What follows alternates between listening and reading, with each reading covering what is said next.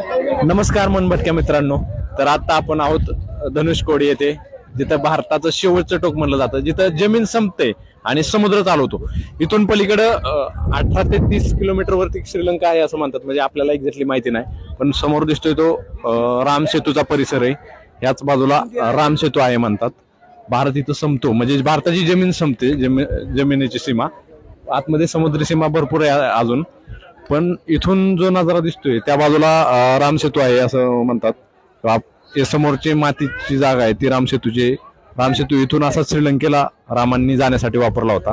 आणि हे भारताची जमीन संपणारं ठिकाण म्हणजे जसं की वरती आपण लडाख किंवा काश्मीर बाजूला आम्ही गेलो, चिटकुल्ला वगैरे, भारताचं शेवटचं गाव, शेवटचं टोक.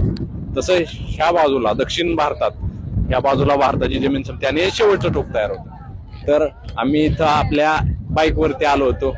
आज आपल्याला 7 दिवस झालेत घरून निघून आणि जवळजवळ 2200 किलोमीटरचा प्रवास पूर्ण झालाय.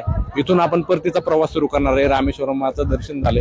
आता आपण पंचमहाभूत आणि तिरुपती आणि मल्लिकार्जुन हे दर्शन घेऊन परत घरी पोहोचणार आहे. चला, धन्यवाद.